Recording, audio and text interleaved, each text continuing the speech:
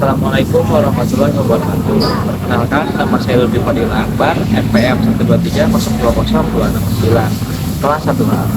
Di sini saya akan menyampaikan resume tentang chapter 3.2, yaitu mengenai apa dampak sistem informasi pada organisasi. Yang pertama ada dampak ekonomi. Dari sudut pandang ekonomi, IT mengubah biaya langsung modal dan biaya informasi.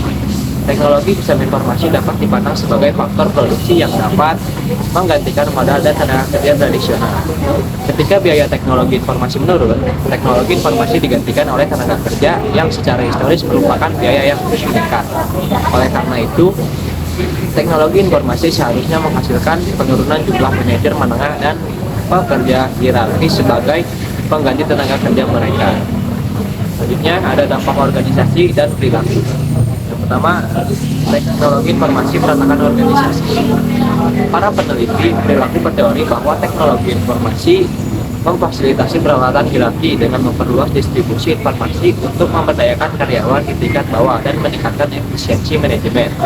TI mendorong pengambilan keputusan ke tingkat yang lebih rendah dalam organisasi, karena karyawan tingkat bawah menerima informasi yang mereka butuhkan untuk mengambil keputusan tanpa pengawasan. Pemberdayaan ini juga memungkinkan karena tingkat pendidikan yang lebih tinggi di antara tenaga kerja yang memberikan kemampuan kepada karyawan untuk membuat keputusan yang cerdas. Karena para manajer sekarang menerima informasi jauh lebih akurat dan tepat waktu, mereka menjadi lebih cepat dalam mengambil keputusan, sehingga lebih sedikit manajer yang dibutuhkan. Biaya manajemen menurun sebagai presentasi dari pendapatan dan hierarki menjadi jauh lebih efisien. Selanjutnya ada organisasi pasca industri. Teori-teori pasca industri yang lebih banyak didasarkan pada sejarah dan sosiologi daripada ekonomi juga mendukung gagasan bahwa TI harus meratakan hierarki. Dalam masyarakat pasca industri, otoritas semakin bergantung pada pengetahuan dan kompetisi, dan bukan hanya pada posisi formal. Oleh karena itu, untuk organisasi menjadi lebih datar karena pekerja profesional cenderung mengelola diri sendiri, dan pengambilan keputusan harus menjadi lebih terrealisasi karena pengetahuan dan informasi menjadi lebih luas di seluruh perusahaan. Selanjutnya, memahami resistasi organisasi terhadap perubahan. Sistem informasi tidak dapat dihindari menjadi terikat dalam politik organisasi, karena sistem informasi mempengaruhi akses ke sumber daya utama, yaitu informasi. Selanjutnya ada internet dan organisasi. Internet meningkatkan aksesibilitas, penyimpanan dan distribusi informasi dan pengetahuan bagi organisasi.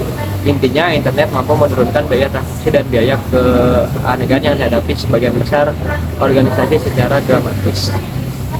Selanjutnya ada implikasi untuk desain dan pemahaman sistem informasi. Faktor organisasi utama yang perlu dipertimbangkan ketika mendesain sistem baru adalah sebagai berikut. Yang pertama, lingkungan di mana organisasi harus berfungsi. Selanjutnya, organisasi strukturnya. Selanjutnya, budaya dan politik organisasi. Selanjutnya, jenis organisasi dan gaya kepemimpinannya. Selanjutnya, kelompok kepentingan utama yang terpengaruh oleh sistem dan sikap pekerja yang akan menggunakan sistem. Selanjutnya, jenis tugas, keputusan, dan bisnis yang dirancang untuk dibantu oleh organisasi.